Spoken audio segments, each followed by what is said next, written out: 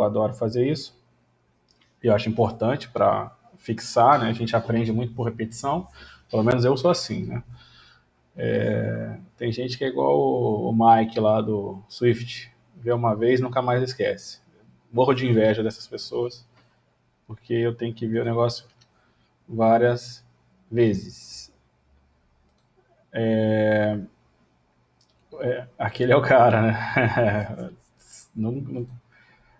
Muito foda. Queria ser 5% daquele jeito só. O que a gente está vendo, né? Qual foi o último assunto? O último assunto foi os valores mobiliários, né? O que são valores mobiliários? São títulos emitidos por uma sociedade, né?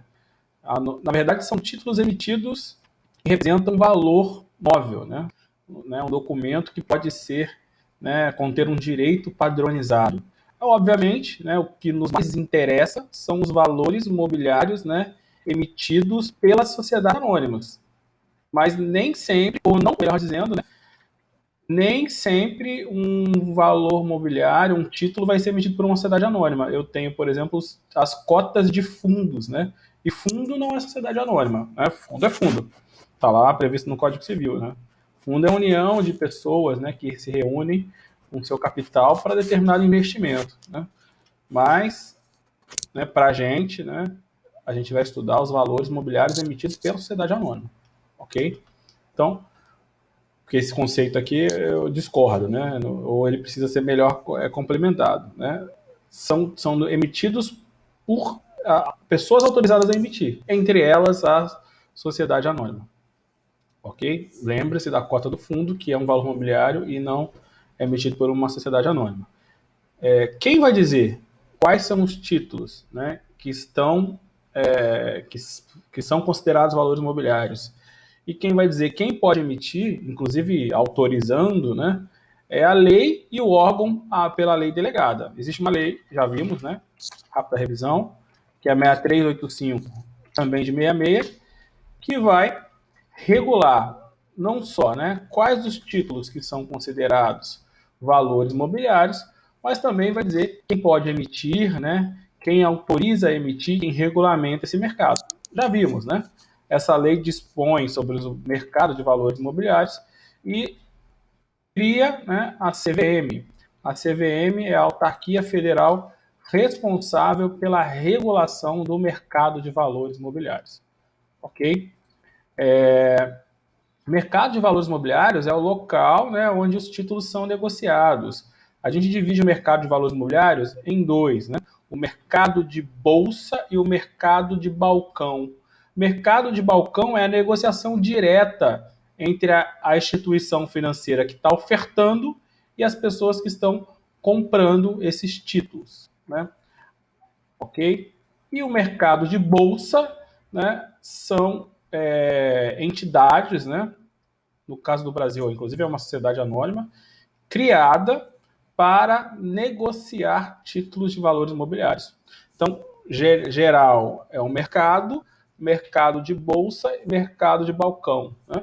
Mercado de bolsa são as entidades criadas, né, onde se negocia os títulos. No Brasil, a gente só tem uma entidade que atualmente se chama B3. Antigamente era a Bovespa, antigamente eu tinha uma, né, CETIP, eu tinha a BMF, hoje tudo está tudo unido eles se uniram, né, uma única instituição que é a B3.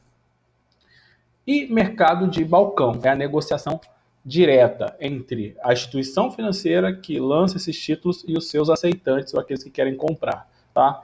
Esse é o chamado mercado de bolsa, né, ou mercado de balcão, e tudo é chamado de mercado de valores imobiliários. Esse mercado, como eu já disse, é regulado pela CVM, e eu já disse também que a CVM é uma autarquia federal vinculada ao Ministério da Fazenda, né?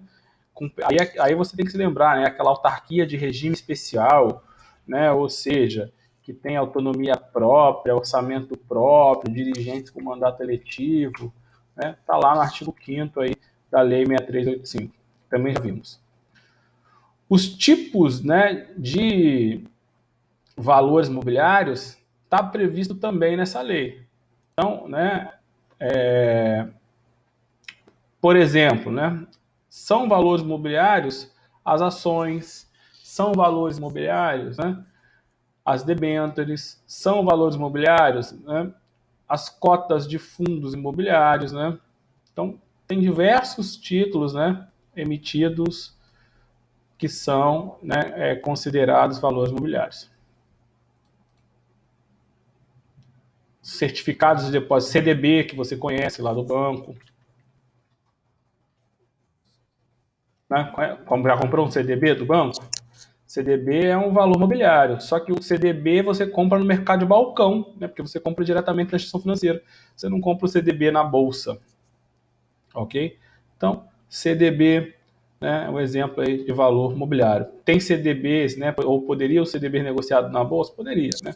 Tá aí, é possível, como a gente já viu. Você já viu, né, uma rápida revisão, e aí eu te falei que para fins de OAB, né, se cobra muito pouco, mais um conceito geral. Para fins de concurso específico, você tem que se dedicar um pouco mais. Aí vê lá as hipóteses de sanções, por exemplo, né, que podem ser aplicadas pela CVM, advertência, multa, suspensão. Né? Então, o Eike Batista, por exemplo, foi suspenso. Né? Na verdade, acho que o caso dele foi inabilitação. Né? Ficou inabilitado por um período ou suspenso por determinado período, são hipóteses de sanções possíveis aplicadas pela CVM. O que mais com as suas competências da CVM? Né? Autorizar a emissão de valores imobiliários. A gente viu, né, para uma sociedade anônima ser uma sociedade aberta, ela precisa negociar os seus títulos no mercado de valores imobiliários. E prescinde, né, de uma autorização da CVM. Então, a autorização para as companhias, né, também chamadas sociedades anônimas, negociarem os seus títulos no mercado de valores imobiliários, advém, né, da CVM. Então, a CVM é responsável por autorizar a negociação no mercado de valores imobiliários. Aí ela vai editar normas, né, existem instruções normativas, né, editadas pela CVM com as regras, né, as quais as empresas devem cumprir para poder ter direito a editar. Vai ter que apresentar o registro de atos constitutivos, vai ter que apresentar os balanços contábeis, vai ter que apresentar, né, N documentos necessários, né, isso é muito específico isso, para poder ter a sua autorização de negociação no mercado de valores imobiliários pela CVM, ok? A gente viu, né, aí sendo mais específico, né, trabalhando com a SA, que o principal valor emitido, né, por uma sociedade anônima é a ação, né, ou as ações. As ações são valores imobiliários, né, que representam a menor fração ou a unidade do capital social de uma sociedade anônima e confere aos seus titulares direitos e obrigações. Então, quando você compra uma ação, né, ou ações de uma empresa, você se torna titular de direitos e obrigações, você se torna um sócio, né? O acionista é uma espécie de sócio, ok? E além disso, né, ou ao mesmo tempo, além de você se tornar sócio, você também está adquirindo um valor imobiliário, ou seja, um título que é negociado no mercado de valores imobiliários, ok? Então, a ação, ela, né, representa ou ela é um dos valores imobiliários emitidos por uma companhia. A gente viu, né, que existem diversos direitos, né, que o acionista pode ter. Os direitos que caem na prova, né, ou são os direitos essenciais, ou seja, aqueles direitos que todo e qualquer acionista tem, né, que a sociedade não pode retirar, nem a Assembleia pode retirar. Então, eu já te falei para você, né, destaquei aí que esse cai em prova, né, que são os direitos essenciais, aqueles previstos no artigo 109. Nem o Estatuto, nem a Assembleia Geral poderão privar o acionista dos direitos de participar dos lucros, participar do acervo da companhia em caso de liquidação, né, fiscalizar, direito de preferência e retirar-se da companhia. Veja, né, que o direito de votar não é um direito essencial. Por isso que eu tenho acionistas que têm direito a voto e por isso que eu tenho acionistas que não têm direito a voto.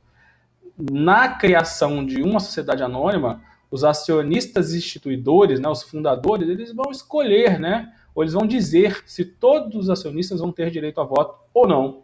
E eles podem, então, criar uma sociedade com diversos tipos de ações, entre as quais algumas têm direito a voto e outras não têm.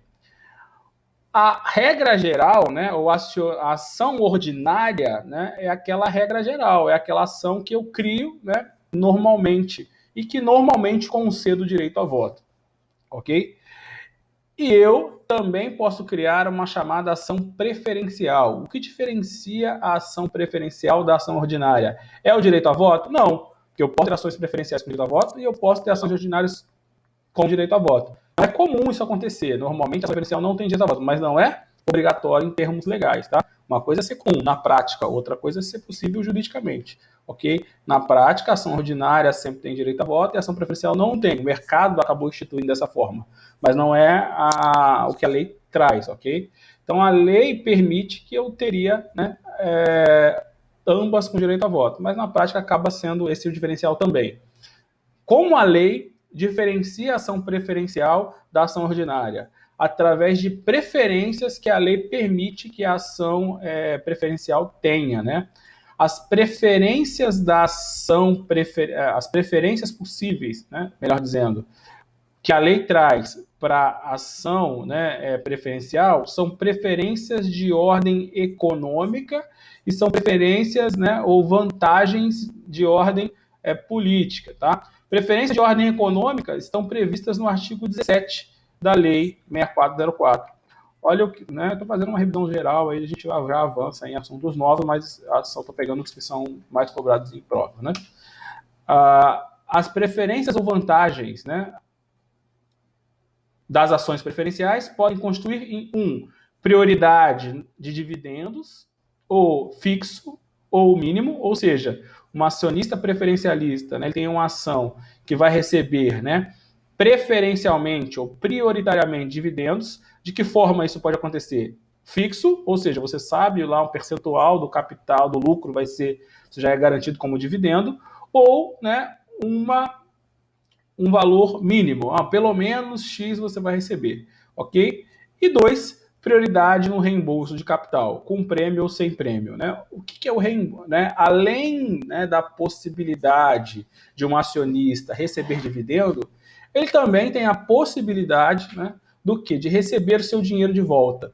O recebimento do dinheiro de volta é chamado de amortização do capital. Então, quando você se torna sócio de uma empresa, você dá parte do seu dinheiro para formar o capital social daquela empresa.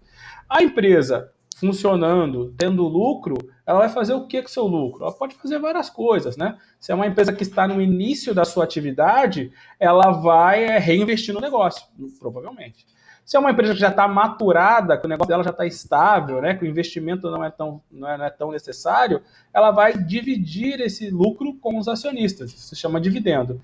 E ela pode, se ela quiser, devolver ao acionista o que o acionista investiu. Isso se chama, né, reembolso de capital. Ok? Se ela devolver todo o dinheiro que o acionista investiu, ele deixa de ter uma ação ordinária ou preferencial e passa a ter uma ação de fruição. Ok? Muda a natureza jurídica da ação, tendo em vista que ele teve todo o reembolso do capital realizado, ok? E a ação preferencial pode ter acumulação dos dois, incisos 1 e 2, tá? Então essas são as preferências, né, possíveis relacionadas aí à ação preferencial. Então, muito importante lembrar que a ação ordinária, né, é a regra, né, são as ações de emissão obrigatória. Emitiu-se um tipo de ação, essa ação é a chamada ação ordinária. Emitiu um segundo tipo, tem que ser uma ação preferencial, ou ainda posso ter a conversão em ação preferencial, de fruição, como a gente já falou, tá? Que mais, né? Deixa eu lembrar. Existe um limite importante, tá? Isso aqui cai em prova também. No artigo 15, parágrafo 2º, não sei se a gente comentou, com relação ao limite máximo de ação preferencial. Tá bom, eu posso criar uma companhia que tem ações ordinárias e tem ações preferenciais? Posso, né? Mas pode ser 100% de ações preferenciais, né? Ou a maioria das ações preferenciais? Não, né? Existe um limite. O máximo de ações preferenciais sem direito a voto ou com restrições a esse, né, o direito a voto, é de 50% das ações emitidas. Então, no máximo, 50% de ações preferenciais sem direito a voto. A contrário senso do que está escrito aqui, eu posso ter ações preferenciais com direito a voto. Olha que interessante, né? Não acabei de falar isso para você, né? Então, a contrário senso, permite-se, né, teoricamente, o direito a voto, a ação preferencial. É o que acontece comumente, né? Não. Na prática, o mercado acabou não adotando esse conceito, tá? Ações de fruição a gente já aumentou também. né, é aquelas ações que tiveram a amortização, né, do valor que o titular da ação teria direito em caso, né, de em que a empresa resolva, né, amortizar ali o capital que foi pago, tá? Ação de fruição. Também posso dividir as ações em classes, não é isso? Então, ação de classe A, ação de classe B, ação de classe C. Então, a empresa X, por exemplo, a Petrobras, tem uma ação ON, que é uma ação ordinária, de classe A. Tem uma ação ON de classe B. Por que eu vou dividir a ação em classe A, né, ou em classe B, ou em classe C? Faço isso porque aqueles acionistas da classe A vai ter uma característica, um direito que o de acionista da classe B não tem. Vou te dar um exemplo, né? Antigamente, você tinha uma lei, né, que dizia que as companhias aéreas precisavam ser com 100% do capital nacional. Depois essa lei mudou para a maioria, se eu não me engano, a maioria era 60%, não tenho certeza, acho que é a maioria. Ou seja, 50% mais um das ações tinham que ser de capital nacional e o restante poderia ser de capital estrangeiro.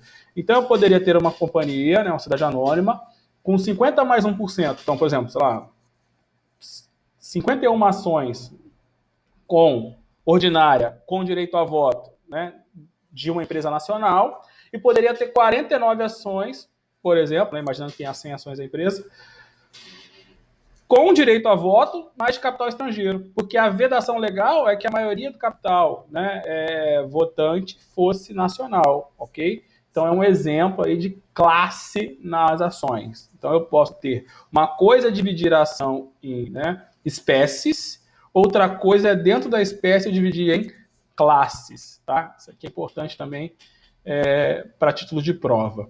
Uma outra classificação legal que a gente viu também, importante revisar, é a classificação das ações quanto, né, a sua forma de escrituração. As ações podem ser nominativas ou as ações podem ser escriturais. Ações nominativas só servem para cair em prova, né, porque hoje em dia praticamente não existe. O que são ações nominativas? É aquelas que tinham o nome do acionista num livro chamado de livro de registro de ações, que ficava né, com a empresa, né? O controle era nominal, ou seja, cada acionista tem o seu nome num livro lá, título da empresa. Hoje não é assim, né? Hoje a maioria das ações são vendidas, né, ou são escrituradas na forma escritural, ou seja, a empresa, né, vai ter uma relação, uma escritura, né, de um extrato bancário, né, em que consta o nome dos beneficiários. A empresa, né, ou melhor dizendo, a instituição financeira custodiante, né, que tem a custódia das ações, ela vai controlar, né, escrituralmente, né, no extrato bancário, quem são os titulares das ações e vai informar, né, não só para a empresa, como também para a bolsa, se for uma empresa, uma ação negociada em bolsa, né, na verdade é o inverso, né? A bolsa que negocia informa para a custodiante. Olha que legal, né? Na verdade é o contrário. Você vai num ambiente de bolsa, então eu me cadastro uma corretora. E aí eu dou uma ordem para uma corretora para comprar uma ação da Petrobras. A corretora, né, está vinculada à bolsa ou está do ambiente de bolsa, né? Se for uma ação negociada na bolsa. Vai, né, no ambiente de bolsa, entre aspas, dar uma ordem para a bolsa para comprar a ação de outra empresa. E essa ordem vai ser atrelada a outra corretora vendedora e essa ordem vai ser feita. Aí a bolsa, que foi o ambiente de negociação, que informa a empresa custodiante, né? Existe uma empresa, né, uma instituição financeira responsável por controlar as ações daquela companhia. Então ela vai receber essas informações, né, no final do dia, né, de quem ou se tornou ou ficou sendo titular da ação, certo? E vai informar a empresa estudiante e, obviamente, né, também a própria empresa lá vai ter acesso a isso, vai saber quem são os seus titulares. Ok? E aí tem regras mais específicas, por exemplo, né, de controle majoritário, né, gatilhos em que eu preciso informar a compra de determinado percentual. Então, por exemplo, sempre que comprar 10% da quantidade de ações, isso tem que ser informado, porque isso é relevante. Né? Sempre comprar ações que dão controle, isso é informado, né, porque é relevante. E aí é informado a empresa e é informado a CVM também para acompanhar. Então tem mais, né, coisas aí importantes em relação a isso, mas são bem específicas, certo? O que mais? Certificado, né, de ação. Hoje em dia não tem mais, né? Mas antigamente tinha. Antigamente, então, seu avô comprava uma ação da Telerge, lembra da Telerge, né? Levava um certificado para casa, né? O que é um certificado? Uma certidão, é um documento que certifica alguma coisa. Aquele certificado dizia que ele era dono de uma ou algumas ações e levava aquele documento para casa, lá guardava no cofre e tal. E antigamente as ações eram o portador e aquele certificado representava a titularidade da ação, né? Hoje em dia não tem mais ação a portador, o Collor acabou, porque isso era uma forma de lavagem de dinheiro. Aí o Collor, né, alguma coisa ele fez de bom, né? Acabou com a lavagem de dinheiro através das ações. E eu não tenho mais certificado. Ninguém mais anda com um papel aí embaixo do braço, né? Representando a empresa, como a gente vê em filme, né? Isso era antigamente. Acabou, né? Acabou o certificado. Tem previsão na lei, mas ninguém mais emite. Certo? Para a gente finalizar a nossa revisão, a gente falou na aula passada sobre as debêntures, não é isso? O que são debêntures, né? Debêntures são outro título, né? Ou valor mobiliário emitido por uma companhia, né? Então, a companhia, ao invés de emitir ações para se capitalizar, ela resolve emitir debêntures. Por que ela emite debêntures? Porque debêntures é um outro título, é diferente, né? Vamos pensar assim. Quando eu emito uma ação, eu, companhia, eu estou chamando pessoas para ser meu sócio. Debênture não. Né? O debenturista não é sócio da empresa, ele não tem direitos, né, e deveres perante a empresa. Ele é um credor. Né? O debenturista é um credor, é alguém que empresta um dinheiro para a empresa e vai receber aquele dinheiro de volta em determinado prazo, em determinada condição. A sociedade anônima é tão grande, é tão importante, que a lei pensou assim: ao invés da sociedade anônima ter que ir até um credor e pedir dinheiro emprestado, ela pode. Né? Uma SA pode fazer um empréstimo com o Bradesco? Pode. Né? Pode fazer um contrato de mútuo, pegar lá 10 milhões de reais emprestado com o Bradesco? Pode. Só que qual é o problema dessa negociação? Né? Ela vai ter que se sujeitar às imposições do banco. Né? Eu quero 10 milhões. O banco, eu analisei aqui seu fluxo de caixa, ou analisei aqui seu patrimônio, e eu acho que você não tem condições de pegar 10 mil, vai pegar 5. Ela pega ou não pega nada, certo? O valor que eu vou cobrar de juros aqui é no mínimo X%, né? Sei lá, 8% ao ano, 7% ao ano, 5% ao ano. Né? Quem vai dizer as regras, né? O prazo máximo de pagamento que você vai ter que fazer é em 10 anos, é em 5 anos. Todas as regras do contrato são, né, ainda que negociadas, né, a palavra final é do mutuante, não é isso? De quem empresta o dinheiro. O mutuário é quem pega o dinheiro emprestado.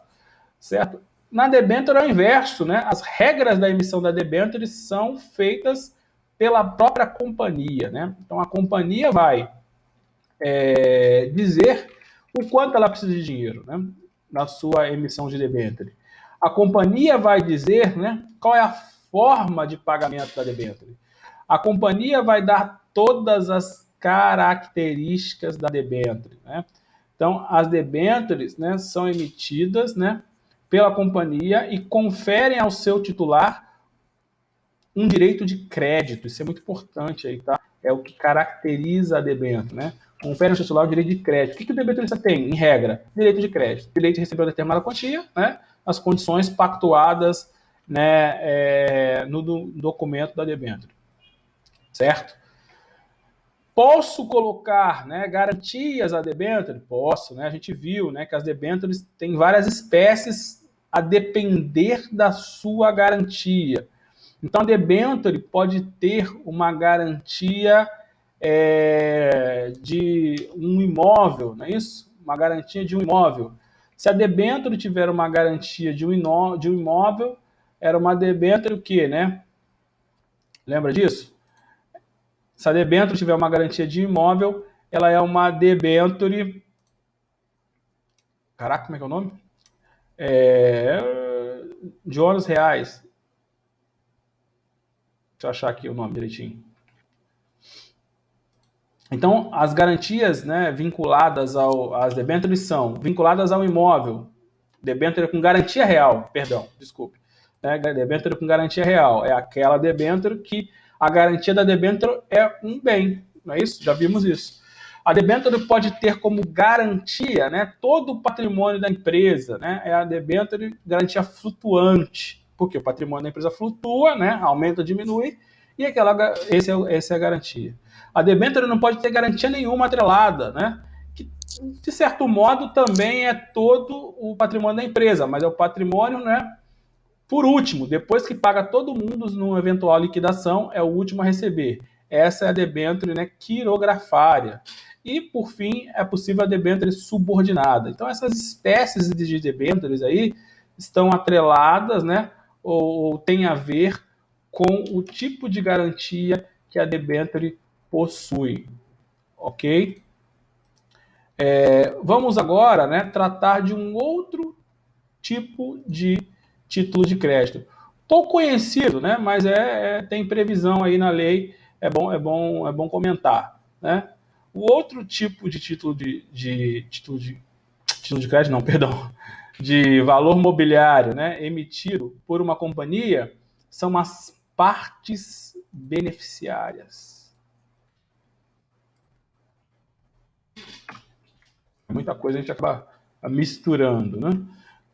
Artigo 46 e seguintes aí do Código da Lei 644. O que diz a Lei 6404?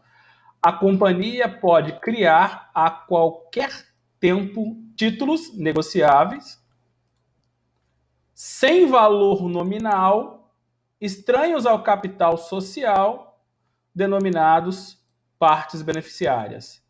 Vamos lá, né? Vamos fazer um paralelo aqui. Qual o título que era emitido e que tinha valor nominal? A ação, lembra disso? A ação poderia ter, né? A ação tem valor nominal. Lembra que né? Ela tem valor nominal, poderia estar expresso ou não. O que é o valor nominal? Lembra disso? Né? O valor nominal é o valor decorrente, né, da divisão do capital social pela quantidade de ações. Então imagine, uma companhia tem 1 milhão de patrimônio, né? E tem 100 mil ações. Significa dizer que uma ação tem um valor nominal de R$ 10, certo? Isso que é valor nominal. Então, o valor nominal nada mais é do que o percentual, não é isso? Da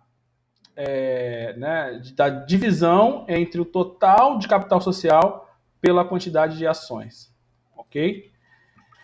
A ação ela pode ter inserida, né, no seu corpo o valor nominal ou não, ok? Agora, quando a gente vai para debêntures, né? Debêntures tem valor nominal? Não, né? Aí está expressamente na lei, né, que debêntures não tem, né, valor nominal. E também partes beneficiárias, né, que é o que a gente está estudando agora. Então, uma das características da parte beneficiária é não ter valor nominal. Ponto. Segundo ponto, também é estranha ao capital social.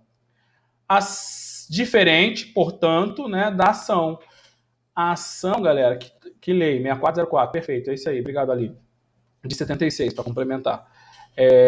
A ação, ao contrário da parte beneficiária, que é estranha ao capital social, né, ou seja, a ação é parte do capital social. Um acionista, ele tem parte do capital social. Um titular de uma parte beneficiária, ele tem um título que não tem nada a ver com capital social. Ou seja, eu posso ter um capital social de R$ 100 mil e, teoricamente, emitir R$ 200 mil de partes beneficiárias. Posso? Posso. Por quê? Porque não tem vinculação direta, né? Não tem nenhum vínculo direto com o capital social. Tá?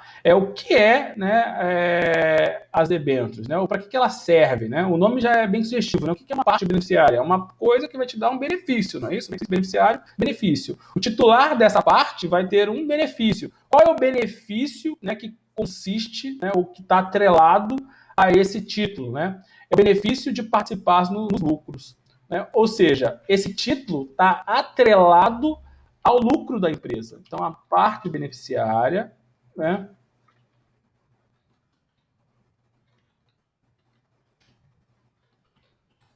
atrelado aos lucros da companhia. Será em relação aos lucros.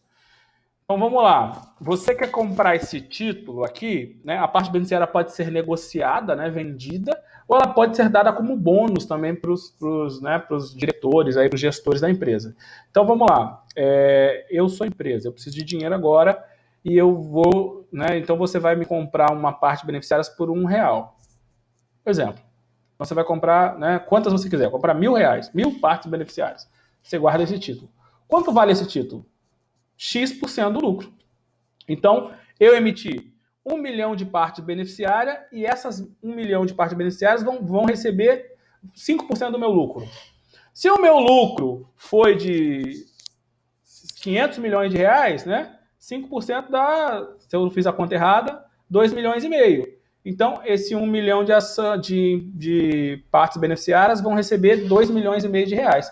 Vai dar mais ou menos R$2,50 por parte beneficiária. Se eu não errei as contas, né, porque eu sou professor de direito, não de matemática, né, se eu não errei as contas, você comprou uma parte beneficiária por R$1 e, no meu caso, né, concreto, um ano depois, você vai receber R$2,50. Certo? Então você teve uma vantagem, né, em comprar essa parte beneficiária. Poderia ser o inverso, né? Poderia você ter comprado a parte beneficiária por R$1 e a empresa ter 50 centavos de lucro, ou até ter preço. Concorda? Então é meio que investimento de risco. Você compra o valor por um valor, né, e recebe mais ou menos. Para que a empresa faz isso? Porque ela quer se capitalizar. Ela, né, aquele lucro que ela ainda ia ter, ela já pegou com você para poder fazer o negócio funcionar. Inclusive, né, teoricamente, aquele dinheiro que eu peguei vai ser até para aumentar o meu lucro ou fazer com que o meu lucro aconteça. Deu para entender, né? Então, a empresa pode, né, emitir esses títulos para se capitalizar e o retorno do titular desse título é uma parte do lucro futuro e eventual. Eu posso também dar como prêmio, né, para os meus diretores, né, para incentivá-los. Trabalhe direitinho aí, né, se mate de trabalhar, porque você vai ter aqui X partes beneficiárias para estímulo, né? Poderia dar ações? Poderia. Tem empresas que dão ações como, né, forma de pagamento para os acionistas. Poderia dar parte beneficiários. Deu para entender, né? Qual é o racional aqui por parte da parte beneficiária?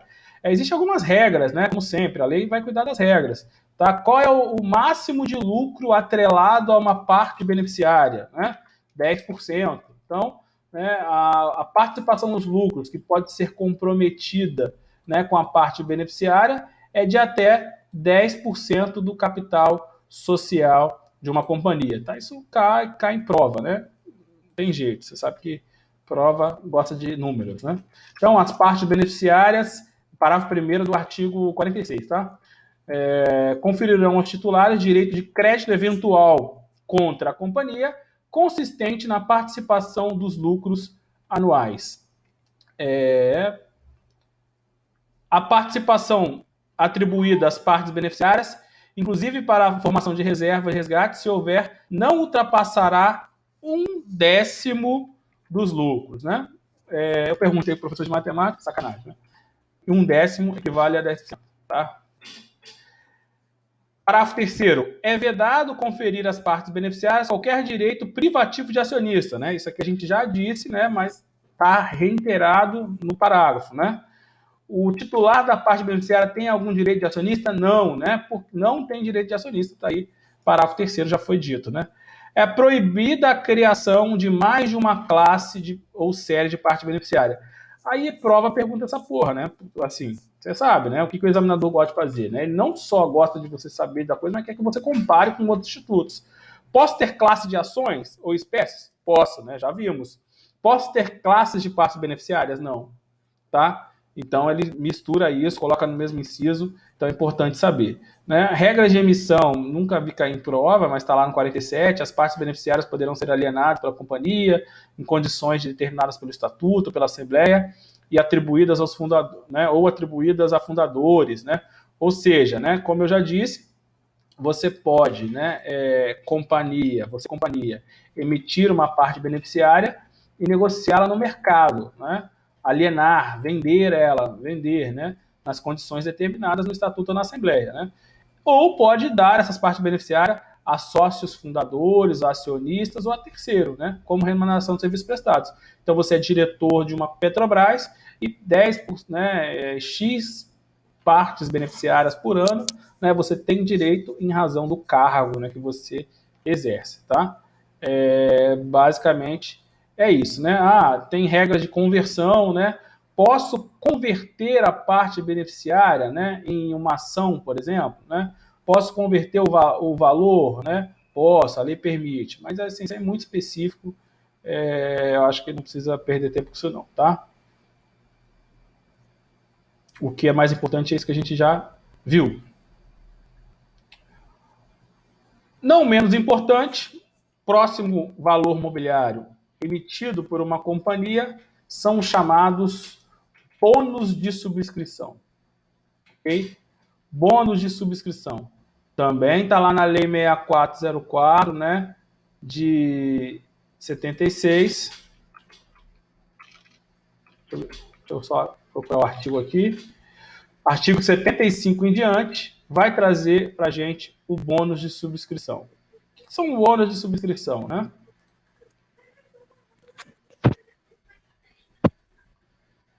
Fala, Sirlene.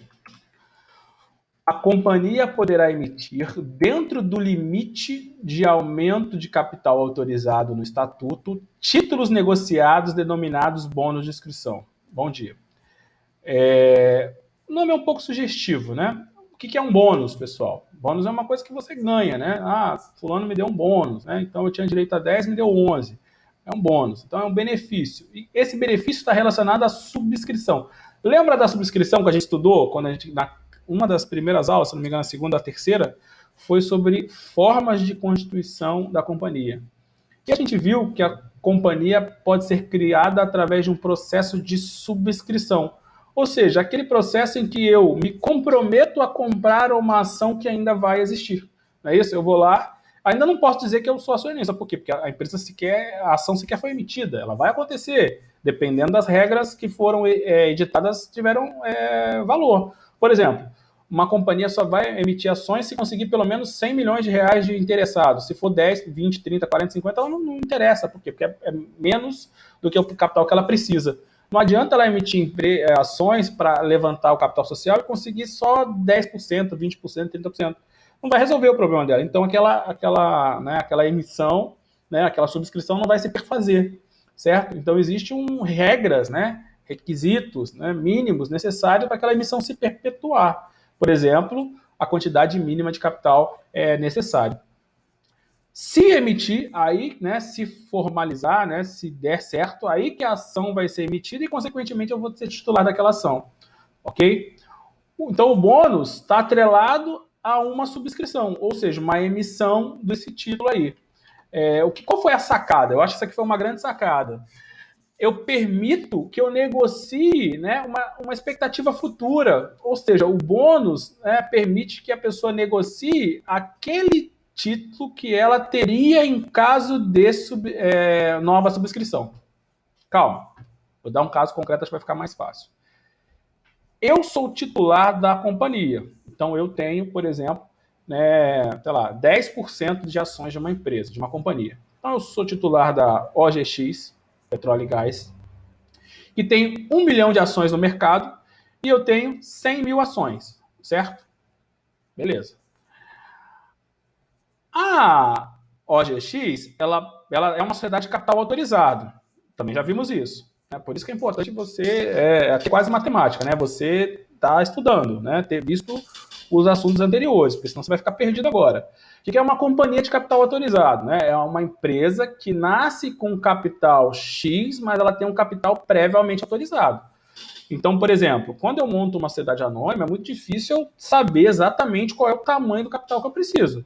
É diferente de eu montar uma loja, né, na porta da minha casa, eu falar, o balcão custa 5 mil reais, eu vou colocar 5 mil reais de mercadoria, 5 mil reais de capital de giro, ou seja, eu vou fazer uma reforma de 5 mil reais. Com 20 mil reais, né, eu consigo montar esse negócio.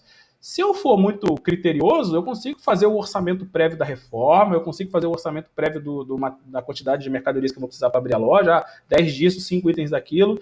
Eu consigo fazer uma previsão quase que exata de quanto eu preciso de capital social. Não dá para me fazer isso montando uma petroleira, né? Pô, imagina, né?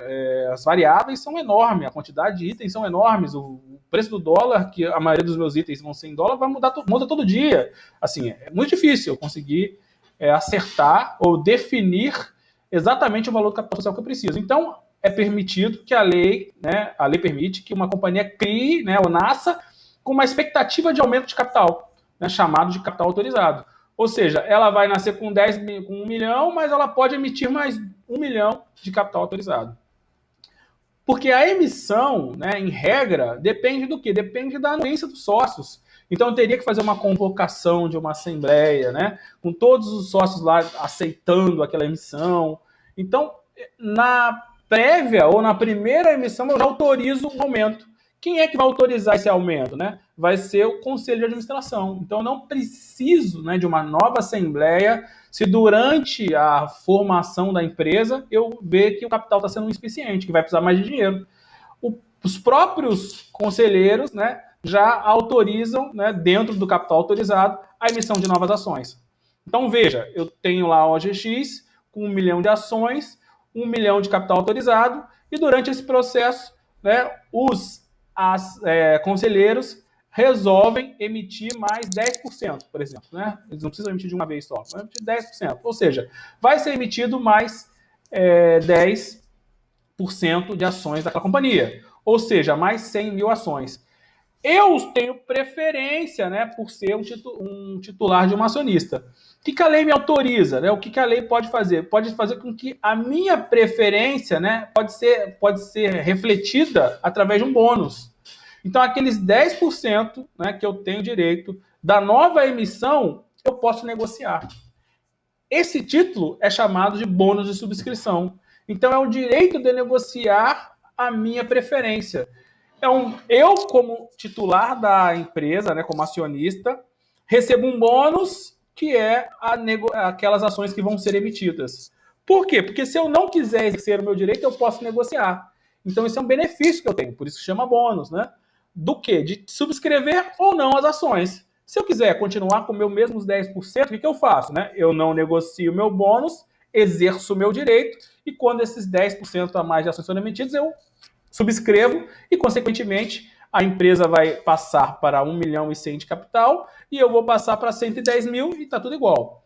Se eu não me preocupar com isso, ou se eu não quiser, ou se eu não tiver dinheiro, não importa a razão, né? É continuar com os mesmos 10% e querer que o meu capital seja diluído, né? Eu posso. O que eu faço? Eu negocio esses bônus, né? Então, esses bônus são negociados, inclusive, no ambiente de bolsa, né? Tem muita gente que compra e vende, né, esses bônus. Esses bônus, eles são muito voláteis. E para quem faz trade, isso é muito, muito importante, isso é muito interessante. Imagina só, o bônus valia R$1 hoje. Amanhã a empresa está dando uma grande expectativa que não, realmente a empresa vai ter lucro, não sei o que, blá, blá, blá, e tal. Se a empresa está positiva, está com expectativa, o que vai acontecer com o bônus? Vai subir de preço. Porque pense, né? O processo de subscrição é demorado. Vai acontecer daqui a 6 meses, por exemplo.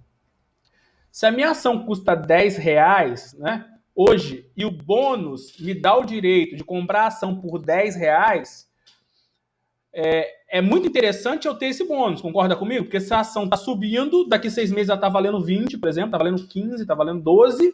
Se eu comprar o bônus por R$1, né, que me dá o direito a comprar a ação por R$10, ou seja, 11, e daqui a 6 meses a ação valer 15, então eu compro, né, você compra o bônus, ou eu mantenho o direito, você comprou o bônus, por exemplo, por R$1, de comprar uma ação daqui a 6 meses a 11, né, a R$10, na verdade, com mais um que você gastou, 11. Aí você, quando a ação for integralizada, ou seja, passar para o seu patrimônio, como a empresa está bombando, você vai vender por 15, vai vender por 20. Ou seja, você compra o bônus e ganha depois com a venda da ação num preço maior. Então, por isso que esse bônus sobe, né? Aí o mercado paga 1, amanhã está pagando 2, está pagando 3, porque depende da expectativa, né, da ação da companhia e, consequentemente, do preço da ação no futuro, certo? O inverso também é verdadeiro. Ou seja, eu tenho um bônus que vale R$1, que eu te vendi por R$1. Só que a empresa soltou um balanço aqui que vai falir, tá fudida, né? Tá cheio de dívida e tal, e ninguém sabe o futuro da empresa, né? Saiu uma reportagem no Fantástico que tem uma corrupção, aí a CVM vai intervir, Polícia Federal, aí a gente, puta, fudeu, né? E aí, o que vai acontecer? Alguém vai querer comprar a ação dessa empresa? Não. Né? E o que vai acontecer com o preço? Vai cair. Imagina, a ação vale 10, você tem um bônus que te dá um direito a comprar uma ação por R$10. Só que a ação hoje está sendo vendida por 9. Quem tem esse bônus vai exercer? Não. Ou seja, quanto vai valer esse bônus? Nada, né? O mínimo possível. Né? Vai era R$1, caiu para 90 centavos, 80 centavos, 10 centavos, né? Ou seja, por quê? Porque quem comprar o risco é muito grande. Por quê? Porque provavelmente quem tiver esse bônus no dia, você tem um bônus no dia de exercer lá a ação. Você vai exercer? Sendo que o seu bônus te dá direito a comprar uma ação por R$10 e ela está sendo negociada, né, como a gente diz, no mercado de valores secundários, por 8, por 7. Ninguém vai exercer. Então você, né, esse bônus vale pouco, ou vale nada. Então ele é muito volátil, então é muito bom para trader, né? Trader quem compra e vende, né, a ação. Ele quer comprar pelo menor preço para vender pelo maior preço. E uma outra coisa muito importante para falar para você, até quem tem interesse de entrar no mercado, é que um outro problema do bônus é que ele some, né? Diferente de uma ação que você compra e vai ficar com ela, né, até que você queira, ou até que a empresa, eventualmente, se a empresa falir, vai lá, uma empresa como a Vale, tá aí há dezenas de anos, Itaú, por mais que ela suba ou desça de preço, mas você vai ser sempre titular. Se você nunca vender, você vai ser sempre titular. Uma coisa é se isso vai ser bom ou se vai ser ruim, se o preço vai subir ou se vai descer, se você vai receber dividendos ou não. Mas você não vai ter sempre aquela ação. O bônus não. O bônus é por um tempo. Então, se você tem um bônus, e aí hoje é o último dia de você exercer o direito de comprar a ação. Se você não exercer, o que acontece no dia seguinte? Né? Vira pó, a gente fala que vira pó. Sumiu, né? O bônus tem prazo de validade. Ele tem que ser exercido até tal data. Passou dessa data, né, ele não tem mais valor nenhum. Então imagina, você comprou R$10.000 de bônus de R$1 da Petrobras. Só que você perdeu o prazo de comprar a ação. No dia seguinte não vai mais nada, vira pó. Né? A gente fala, perde o direito. Então não dá para tu entrar no Homebroker, sua corretora, comprar qualquer ticket, né? Ticket é o código, né? Qualquer código ou qualquer ação, você compra através do código, e não saber do que se trata, porque pode ser um bônus e tem prazo de validade.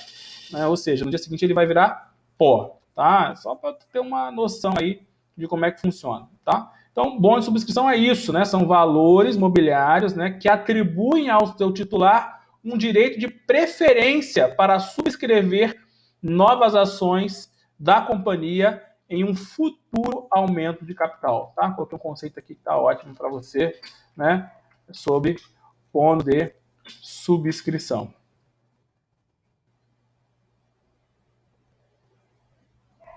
Ok? O que mais? Bônus de subscrição pode ser usado... já falei, né? Um bônus de subscrição pode ser usado quando a sociedade já estiver planejando um aumento de capital, sendo uma forma bem atraente de captação prévia de recursos, né? Então a empresa ela quer emitir capital no futuro e ela já se antecipa como? Emitindo os bônus. Porque ela, na verdade, esses bônus ela vende, né? E aí ela já antecipa um dinheiro de um futuro aumento de capital. Vai um pouquinho mais devagar. Ah, claro. Obrigado por lembrar. Sei que eu falo muito rápido. Muito obrigado aí por lembrar. Foi, pessoal, tá? Então, esses, né, são os bônus, né, mais utilizados. Tem um que não é tão falado, né, que é chamado de Commercial Paper, né? Commercial Paper é, entre aspas, né, as notas promissórias emitidas por uma sociedade anônima no mercado. Não é exatamente uma nota promissória, porque a nota promissória você estudou lá, né, ou vai estudar lá em título de crédito. Mas eles se parecem com a nota promissória porque são promessas de pagamento. Né? Quem está em empresa 3, quem não está ainda vai ver, a característica da nota promissória, né, é ser uma promessa de pagamento. Existe uma promessa de pagamento emitida pela companhia, chamada de Commercial Paper, né? E faz isso, né? Qual a diferença da nota promissória e do Commercial Paper? A nota promissória é privada, né? Emitida ali entre a empresa e o credor. E o Commercial Paper é público, é emitido no mercado. Você vai lá e compra um Commercial Paper. Assim como você compra uma ação, assim como você compra uma parte beneficiária, né? Assim como você compra uma debênture. Essa é a principal diferença. E a outra diferença, né, também está em relação ao prazo, né? Os Commercial Paper, a lei fala que tem que ser prazo entre 30 e 180 dias. Para nota promissória não tem prazo para emissão de Commercial Paper, tá? Esse 296 aí não tem nada a ver, não. Ok? O que mais, pessoal? Vamos ver aqui. Acho que sobre isso a gente fechou.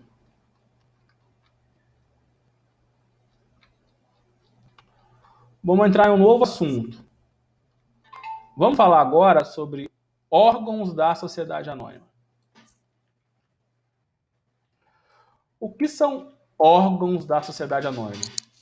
Esse termo é muito usado na administração pública, né? Órgão, né, da administração pública. O órgão vem de organismo, né? De divisões do corpo humano que tem funções próprias. Mais ou menos isso, né? Dentro de uma companhia, imagina a Petrobras, né, imagina a Vale do Rio Doce, ela é dividida também em órgãos, né? Existe o todo, que é a companhia, né? O corpo da companhia, e existe os órgãos, ou seja, as partes menores, né? Que têm suas funções, ok? A lei atribui ou diz quais são os órgãos mínimos existentes e necessários em toda e qualquer companhia. Então vamos lá, né? A sociedade anônima vai ser dividida em órgãos. Em quantos órgãos a sociedade anônima vai ser dividida? A lei vai dizer. Então, a lei, né, 6404, vai dizer quais são os órgãos mínimos, né, que uma companhia tem, vai dizer quais são as funções desses órgãos, né, vai dizer, né, qual é a competência, vai dizer quem é que pode compor esse órgão e entre outras coisas, tá? Então isso que a gente vai fazer agora, né? Vai estudar agora. São 4 os principais órgãos, né, mínimos previstos em 6404 e necessários a toda e qualquer companhia, tá? Posso ter uma companhia com 5 órgãos, com 10 órgãos? Posso. Só que esses órgãos são criados, né, pelo estatuto.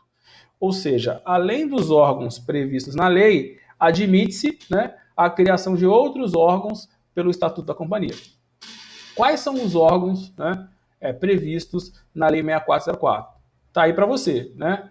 A Assembleia Geral, o Conselho de Administração, a Diretoria e o Conselho Fiscal. Então a lei pensou assim: peraí, né? Eu tenho uma empresa, companhia, que tem dezenas, centenas, às vezes milhares de acionistas. Para mim poder fazer com que essa coisa funcione, eu preciso criar uma regra mínima de organização.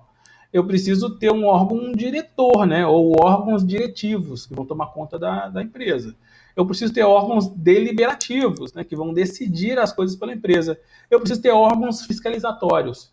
Então a lei vai criar, né, estruturas internas da companhia, chamadas de órgãos, para decidir, para executar e para fiscalizar. Certo? E vai dizer quem compõe esses órgãos. E vai dizer qual a competência desses órgãos. Então, no mínimo, uma companhia vai ter 4, na verdade 3, porque um é facultativo. A gente vai chegar lá, calma, né? Então, eu tenho aí os órgãos, né, mínimos previstos na lei. Posso ter mais? Já disse, posso, né? Então, regra geral, toda companhia tem uma Assembleia Geral. A gente vai voltar daqui a pouco falar, né, da Assembleia Geral em mais detalhes. Mas, em resumo, o que é uma Assembleia Geral? É a reunião de todos os acionistas, né? Então, toda a sociedade anônima vai ter um órgão que é a Assembleia Geral, que significa, né, ou que compõe-se pela reunião dos acionistas. E a gente vai ver, a Assembleia Geral pode acontecer ordinariamente, portanto vai ser uma AGO. A Assembleia Geral pode acontecer extraordinariamente, portanto vai ser uma AGE, né? Mas, independente das especificidades, né, a reunião de todos os acionistas é chamada de Assembleia Geral. A gente vai voltar aqui, mas para antecipar, né, o que a Assembleia Geral faz? Decide as coisas, né, da sociedade anônima. A Assembleia Geral vai decidir quem vão ser os diretores. A Assembleia Geral vai dizer qual é o rumo que a companhia vai ter que decidir, entre outras coisas. A Assembleia Geral não é um órgão permanente, né? Não vai estar todos os dias, não vai ter uma Assembleia todos os dias instalada na companhia. Ela vai acontecer eventualmente em casos raros e específicos, ok? Eu preciso de órgãos que funcionem diariamente. Não é isso? Porque tem decisões que têm que ser tomadas todos os dias. Então, abaixo da Assembleia Geral, vai ter o segundo órgão, que é chamado de Conselho de Administração. Né? Entre aspas, tá? O Conselho é como se fosse uma mini Assembleia. Representantes da Assembleia vão ser eleitos para compor o Conselho de Administração. Assim como a Assembleia Geral decide as coisas da companhia, o Conselho também o faz, né? O Conselho também decide, né, as regras de uma companhia. Ah, posso alienar um bem, né? Não posso. Posso fazer X, eu posso fazer Y. Essas decisões mais imediatas são decididas pelo Conselho, né, de Administração de uma companhia. E a gente vai ver, né, daqui a pouco quais são as competências do Conselho, quem pode compor o Conselho. Está tudo na lei. O Conselho, assim como a Assembleia, é um órgão deliberativo, ou seja, decide as coisas para a Assembleia. Alguém precisa executar. Tá bom, vamos agora passar a investir no mercado de energia renovável, né? Decidiu-se em Assembleia que vai passar a Petrobras vai né, procurar empresas para comprar, né, ou ser sócio, ou fazer parcerias de energia renovável. Decidiu-se no conselho, né, em âmbito de conselho, que a empresa vai ser X, vai ser Y. Né? Quem é que vai de fato, né, assinar o contrato? Quem é que vai de fato, né, fazer ou cumprir as determinações emanadas, né, da Assembleia e ou do Conselho? Os diretores. Né? Os diretores, né, vão né, executar as ordens advindas, né, do Conselho e da Administração. Então vai assinar o contrato, vai demitir, vai contratar, não é isso? Vai estar no dia a dia executando as ordens. Enquanto a Assembleia, né, e o Conselho de Administração são órgãos deliberativos de decisão, a diretoria é um órgão executivo, ou seja, né, de cumprir as decisões. A gente vai ver isso, não se preocupe. A lei chama, né, indistintamente tanto a diretoria quanto o conselho de administração como administradores. Né? Quem administra a companhia? Por quê? Porque fica lá todos os dias. Né? A diretoria e o conselho. Quantos membros vai ter a diretoria? Quem vai dizer o estatuto? A diretoria é composta por um diretor-presidente, um diretor financeiro, um diretor jurídico, um diretor de marketing. O estatuto vai dizer. A lei não vai nesse detalhe. Né? Quantos conselheiros vai ter? A lei tem mínimo e máximo. E as regras vão estar no estatuto. E eu também posso ter, né, o chamado Conselho Fiscal. Que o Conselho Fiscal, né, é um órgão fiscalizatório, ou seja, vai ver as notas fiscais, balanços, né, as compras efetuadas pelos diretores, né, para ver se estão de acordo, né, com a política da empresa, com as ordens emanadas. Então, vai ter um quarto órgão, que a gente vai ver que é um órgão de, né, existência obrigatória, mas de funcionamento facultativo. Vamos voltar aqui, não se preocupe, que é chamado de Conselho Fiscal. Então, essa é a estrutura mínima organizacional, organizativa, né, exigida pela Lei 6404 para a existência de uma companhia. Aí pensa comigo, tu tem uma loja no Shopping de Bangu. Dá para montar uma SA, né? É só você que é o dono. Você não tem nem gente para compor esses conselhos, concorda? Tô brincando, obviamente, né? Veja, né, como é que a estrutura, né, de uma SA ela é pensada por uma grande empresa, com vários sócios, né? Existe a necessidade de assembleia, e a assembleia tem um rito de convocação. Não dá para tu chegar no final do dia, virar para o teu sócio e falar assim, e aí, o que a gente vai fazer com o dinheiro que a gente lucrou no passado, né? E decidir ali na hora, né? A assembleia, né, em uma sociedade anônima, eu preciso convocar uma assembleia com edital, com um assunto a ser debatido, para que os sócios, né, acionistas, no caso, compareçam se quiserem e decidam aquela matéria. Né? Imagina, olha o custo disso. Né? Então, por todas essas, né, obrigações legais, obrigações empresariais, a sociedade anônima ela é pensada para uma grande empresa, para um grande negócio, né, para uma grande companhia, tendo em vista, né, essas regras várias, né, ou variadas que existem para uma assembleia cumprir, né, para uma companhia cumprir. A sua própria estrutura, né, já demanda uma grande um grande capital. Né? Não dá para você pensar aí numa sociedade anônima para uma pequena empresa, são só para grandes, né, ou gigantes empresas. Até aqui alguma dúvida? Agora que você já sabe, né, de forma geral, o que é uma assembleia, vamos estudá-la, né, nas especificidades. O que é uma assembleia? Já falei para você, né? É a reunião dos acionistas. Então, a assembleia é o órgão máximo e deliberativo de uma companhia. Órgão máximo, tranquilo, né? Que é a última decisão, a decisão que vale, né? No final das contas. E deliberativo. O que é deliberar? Decidir. É importante saber isso, porque isso é diferente nos outros órgãos que cai em prova, né? Assembleia deliberativa, Conselho Deliberativo Executivo, né? Diretoria, órgão executivo. Conselho Fiscal, órgão fiscalizatório, tá? Então, a Assembleia é o órgão máximo e o órgão deliberativo, que reúne os acionistas com direito e sem direito a voto. Tem cuidado, né?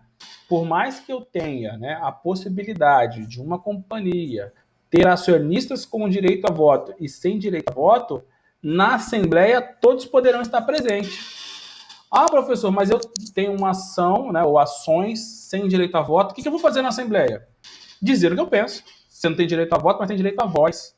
De repente você não pode decidir, mas pode convencer os outros a decidir da sua forma, né? Então você vai dizer lá, né, que por favor, né, me ouçam, eu acho que tem que ser isso, isso, isso, por isso, por isso, por aquilo. Se você tiver bons argumentos, você vai convencer os demais acionistas com direito a voto, né, a tomar a decisão, né, que você entende mais acertada. Então, cuidado, às vezes isso é objeto de pegadinha, né? Por quê? Porque o aluno confunde as coisas. Ele acha que pelo fato de você não ter direito a voto, você não pode participar da Assembleia.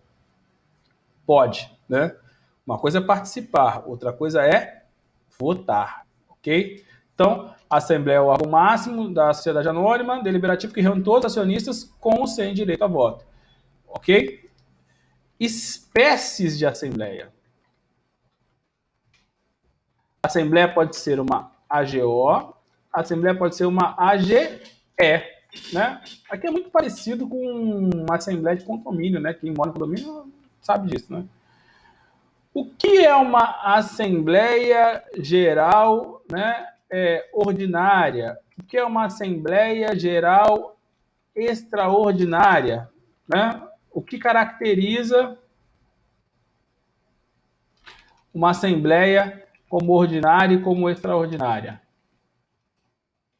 Aqui é muito importante, porque aqui também existe uma discussão aqui interessante.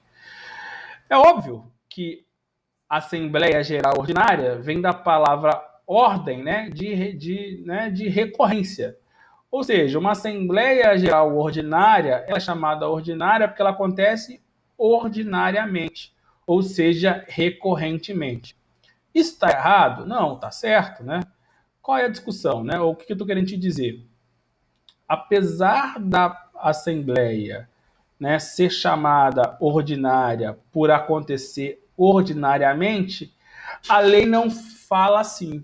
Ou a lei diz que a Assembleia ela é ordinária não só pelo fato dela acontecer ordinariamente, mas também por ela tratar de alguns assuntos que a lei, né, atribui à Assembleia Geral Ordinária. Deu para entender, né? Então, de novo, uma Assembleia Geral Ordinária, corretamente, acontece ordinariamente. Só que a lei diz que uma Assembleia ela é ordinária não pelo fato dela acontecer ordinariamente, mas sim porque ela decide algumas coisas. Tá? Então vamos lá. Isso está na onde? Né? Isso está no artigo 131 da Lei 6464. Vou colocar aí para você. Olha o que diz o 131.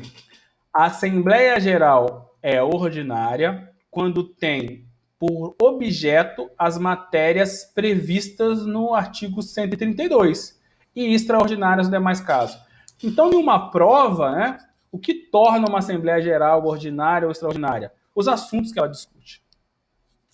Isso não significa dizer, ou melhor, isso significa dizer também, ou também é uma Assembleia Ordinária, aquela que acontece anualmente. Por quê? Porque ela acontece recorrentemente.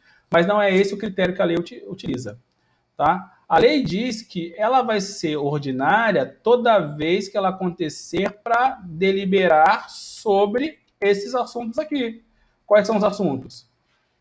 Tomar as contas dos administradores, né? Ou seja, todo ano os acionistas de uma companhia, de uma sociedade anônima, vão se reunir para ver, para pegar o balanço da empresa, para ver se a empresa teve lucro, teve prejuízo, né? Discutir esses balanços, né, essas contas e votar. Tá bom, estamos de acordo, não estamos de acordo, achamos aqui que você está cometendo um desvio aqui, né? Vamos mandar isso aqui para uma perícia e vamos discutir e tomar. Mais ou menos igual acontece na Assembleia de Condomínio, quando a Assembleia se reúne para tomar e discutir as contas do síndico. Mesma coisa. Tá? Quanto você arrecadou? Ah, X. Quanto você gastou? Gastou com o quê? Né? Gastou de acordo com o que a gente disse, né? Gastou de acordo com o que prevê o Estatuto e a lei? Então você vai fazer todas essas verificações, né? 2, né? Você não, acionista, né? Deliberar sobre a destinação do lucro líquido e a distribuição de dividendos. Um outro assunto, né, que é importante, necessário, imprescindível, que acontece sempre, todo ano, né, na AGO, é decidir sobre o lucro, né? Tivemos lucro, tá? Nossa companhia trabalhou esse ano e teve lucro de R$ 1 milhão. O que vai ser feito com esse lucro? Vai ser reinvestido? Né? Vai ser amortizado o capital? Ou vai ser pago em dividendo? Tá? A lei diz que os dividendos, ou que toda a companhia deve distribuir pelo menos 25% do lucro, ok? Por isso que o artigo fala, né, em deliberar sobre o dividendo. Por quê? Porque eu tenho, né, necessariamente, eu companhia, né, eu tenho que necessariamente distribuir parte do lucro. Qual o mínimo que eu tenho que distribuir? No mínimo, 25% do lucro. 25% do lucro, pelo menos, né, tem que ser distribuído, então, e, portanto, necessariamente, eu tenho que ter uma deliberação sobre isso, tá? Por isso que a lei fala, né, isso, né? Os acionistas eles vão se reunir para decidir o quanto. Eu posso distribuir mais? Posso. Posso distribuir 30, 40, 50, 100% do lucro? Posso. É comum isso acontecer, né? Distribuir mais? Não, não é comum. Por que isso não é comum? Porque os acionistas entendem que a empresa consegue remunerar muito mais, né, o acionista com reinvestimento do dinheiro do que com a distribuição de lucro. Então vamos pensar no caso concreto. Imagine que você seja acionista, imagine que você tenha lá, né, R$ 1 milhão investido numa companhia. A companhia teve 10 milhões de lucro e vai te dar R$ 100 mil de dinheiro. Se você pegar esse dinheiro para você, né, o que você vai fazer? Você vai ter que investir em um negócio, né, comprar mais ações, investir em renda fixa. Imagine, na renda fixa, seu lucro agora vai dar 5% ao ano. Né? Aquele dinheiro na mão da companhia, investido no negócio que a companhia faz, imagina a Ambev, né? A Ambev lucra, estou chutando, tá, os números, 20% de lucro ao ano. Então, o que é melhor? Ter o R$ 100 mil com você, que você vai investir no renda fixa ganhando 5, ou deixar o dinheiro lá e ela reinvestir no negócio e lucrar 20% ao ano? Obviamente que é melhor deixar o dinheiro para a companhia. Então, se a empresa está numa fase, né, em que ela lucra muito e melhor, né, ela consegue ampliar, tá? Ela vai pegar o seu dinheiro, vai montar uma operação em outro país que ela não opera e ela vai lucrar tantos por cento ao ano. Ou seja, é melhor você deixar o dinheiro com ela. Se a empresa está estagnada, né, está numa fase que ela já domina o mercado e ela não consegue ampliar, então não adianta ela ter mais dinheiro, né, aí é melhor ela dar o dinheiro para o acionista. Tá? Regra geral, principalmente para proteger o acionista minoritário, né, que não vai tomar essa decisão, a lei diz que eu tenho, artigo 202, que eu tenho, que é o que a lei tem que distribuir pelo menos 25% do lucro. Pode distribuir mais? Pode. 30, 40, 50, né? Até 100% do lucro já vi empresas distribuírem. Mas não é comum, tá? É possível. 3, deliberar, né, sobre, né, a eleição dos administradores. É na Assembleia Geral que eu vou nomear, né, os membros, né, lembrando que administrador é um gênero que compõe duas espécies, Conselho Fiscal e Diretoria. É na Assembleia Geral que a gente vai nomear quem serão os membros do Conselho, quem serão os membros da diretoria e quem serão os membros do Conselho Fiscal, se for o caso, tá? 4, aprovar a correção da expressão monetária do capital. Isso a gente já tinha visto, né? Olha que interessante, né? Uma coisa está ligada à outra. Você viu lá atrás, na aula passada, na retrasada, não lembro, que uma das hipóteses de aumento de capital, né, era o aumento do capital em razão da correção da expressão monetária. A gente viu também que isso hoje não é muito usado, porque isso era usado em razão da inflação. E hoje a inflação é muito baixa, né? Mas ainda está aí previsto na lei, pode cair na sua prova, né? Então, nessa reunião anual, chamada de Assembleia Geral Ordinária, um dos assuntos que vão ser debatidos é a aprovação da expressão da correção monetária. Outra coisa que é importante, né, é o que está no CAPT. Quando vai acontecer a AGO? Né? A lei dá um prazo, né, temporal, né, um lapso temporal no qual, né, o administrador vai convocar. A lei não diz, vai acontecer no dia 10 de abril. Por quê? Porque é difícil, né, fazer essa previsão, pode cair no feriado. Pode ser que, né, não tem que apresentar as contas, pode ser que as contas não estejam prontas, né? Então a lei dá um limite. Ela fala assim, toda a AGO vai acontecer anualmente nos 4 primeiros meses, né, seguintes ao término do exercício social. O que é exercício social? É o período contábil da companhia, né? Mais ou menos igual ao exercício financeiro. Lembra de direito financeiro? Você não estudou lá o exercício financeiro, né, das contas públicas? Eu tenho certeza que você estudou que o Estado, a União, o município tem um exercício financeiro, que é o seu ano fiscal. Né? É o ano que ela vai elaborar as suas leis orçamentárias. E o exercício financeiro corresponde ao ano civil, ou seja, de 1º de janeiro a 31 de dezembro de todo ano. Quando a gente vai para a empresa, né, a empresa também tem que estabelecer um balanço, não é isso? Um período para o seu balanço, que é chamado de exercício, né, social. A mesma coisa, né, só muda o nome, em vez de ser exercício financeiro, é exercício social. É o lapso também, né, de um ano. Pode ser de janeiro a dezembro? Pode. Pode ser de fevereiro a fevereiro? Pode. Quem vai estabelecer isso é a própria empresa, né? Ela que vai pensar qual é o melhor, né, lapso temporal para ela poder fazer esse período. Por que eu estabeleço um período? Né? Porque a lei me manda, né? Me determina. Por quê? Porque dentro desse período eu vou ter que levantar os meus resultados. Né? Uma das obrigações de toda e qualquer atividade empresarial, né, uma das obrigações do empresário individual e das sociedades é levantar os seus resultados dentro de um exercício social. Você montou uma empresa, você tem várias obrigações. Né? A primeira obrigação é se inscrever, né? Você tem que ter livros contábeis, não é isso? Registrar sua atividade.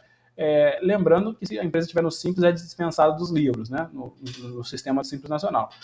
Você tem a obrigação de levantar os seus resultados, ou seja, o que aconteceu? Eu tive lucro ou tive prejuízo? O que aconteceu com o meu patrimônio? Aumentou ou diminuiu? Né? Isso são os levantamentos dos meus resultados. Toda empresa tem que fazer isso. Isso é feito dentro de um período chamado de exercício social.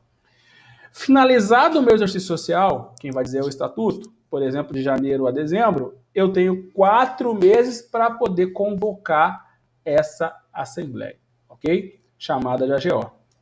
Até aqui alguma dúvida?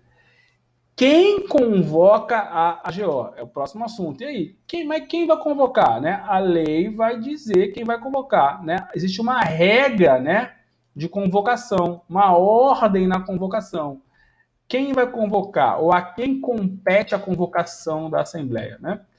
É bem óbvio, né? Quem vai convocar? Os administradores, quem estão lá, né? Quem estão fazendo o balanço, quem tem a chave da empresa, não é isso? Entre aspas, né? Quem é que tem o auditório da empresa para poder marcar? Quem é que tem funcionários para mandar as cartinhas, né? Ou providenciar a publicação do edital. Então, a regra geral, a convocação, né, ou compete a convocação ao Conselho de Administração se houver, ou aos diretores, conforme disposto no estatuto. Ou seja, eu tenho conselheiro e tenho diretor. Quem vai convocar? O estatuto vai dizer se é o conselheiro ou se é o diretor, né? Se houver, conforme o caso, porque nem sempre eu tenho conselho, tá? O conselho não é um órgão obrigatório. A gente vai falar de conselho depois. Ok? Então, quem vai convocar? Os administradores, conselheiro ou diretores, nos termos do estatuto. Qual o prazo que ele tem para convocar? Né? 4 meses após o encerramento do exercício social. Já estamos acabando. Me dá mais 5 minutos. Sei que você já está, né, saco cheio.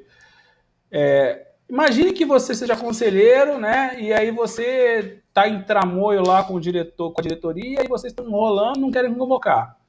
Tem que convocar? Tem. Até para você prestar conta e continuar no cargo ou sair. Eventualmente é uma GO de eleição, e aí você, né, não quer convocar para não ser eleito outro, sei lá, né? Ou seja, a lei já pensa na possibilidade dessas pessoas não convocarem. E já atribuem a possibilidade suplementar de convocação por outras pessoas, tendo em vista a importância dessa GO e a necessidade dela acontecer todo ano. Tá? Então vamos lá. Né? Se por acaso, né, nem os conselheiros, nem os administradores não convocarem, né, e era a sua atribuição nos termos do estatuto, a lei atribui supletivamente, né, ou complementarmente, a possibilidade de convocação pelo Conselho Fiscal. Então, o Conselho Fiscal, né, se houver, né, instalado, vai poder convocar. Quando? Artigo 163, inciso 5. Vamos lá para o 63, inciso 5. Então, o 63, a gente vai voltar nele depois, quando a gente estiver falando de conselheiro, né? Vai falar assim, ó, conselheiro, né? Você, conselho fiscal, você vai poder convocar em 2 hipóteses. Achei. O 63. Compete ao conselho fiscal. Vamos olhar o inciso 5, que é no que nos interessa agora. Inciso 5. Convocar a Assembleia Geral Ordinária, a GO, é essa que a gente está tratando, se aos órgãos da administração retardarem por mais de 1 mês essa convocação. Então, na AGO que a gente está tratando agora, quando que passa a atribuição para o Conselho Fiscal convocar? Se, passado 4 meses, não foi convocado, retardou-se mais 1 mês, ou seja, 5 meses não foi convocado. E aí pode, né, o Conselho Fiscal convocar a AGO tendo em vista, né, o retardamento por mais de 1 mês do prazo, que era 4 meses, né, da convocação contado, né, do término do exercício social, tá? Assim, eu sei que você não gosta de números, né, pelo menos a maioria, mas você sabe que o examinador adora prazos e adora números, né? Então é importante saber esses prazozinhos aí. Decoreba mas desculpa, né? Não tem jeito, tem que saber. Aproveitando, né? E uma AGO, perdão, uma AGE. O que é uma AGE? O nome já diz, né? Assembleia Geral Extraordinária. Né? Ou seja, aquela que acontece extraordinariamente. Quando pode acontecer? Qualquer dia, depender da necessidade. O Conselho Fiscal pode convocar uma AGE. Quando? Quando acontecer fatos relevantes. Né? Olha o que diz a segunda parte aí do 163, inciso 5. E a extraordinária sempre que ocorrerem motivos graves ou urgentes, né? Descobriu-se que a refinaria... Quem é petista, pelo amor de Deus, não brinque comigo, é só um exemplo, né? Descobriu-se que a refinaria de Passadina foi comprada, né, lá com corrupção. Ou seja, provavelmente a gente pagou acima do valor normal. Convoca-se uma Assembleia Geral Extraordinária imediatamente. Para quê? Para ver o que a empresa vai fazer. Você vai convocar vai nomear, né, contratar uma auditoria, né? Você vai oferecer uma denúncia, né? Ou melhor dizendo, corrigir uma notícia crime na delegacia, se já tiver elementos, uma sindicância, a depender da empresa, do estatuto da companhia, para ver qual é o procedimento adotado nesse caso, tá? Motivos graves, né? E eu entendo que nesse caso, inclusive, urgentes, né? Então, caso concreto, né, obviamente, eles vão justificar porque que entendem que é grave, porque que entendem que é urgente, e vão poder convocar aí essa assembleia. Depois a gente vai falar um pouquinho mais da AGE, mas vamos continuar na AGO por enquanto.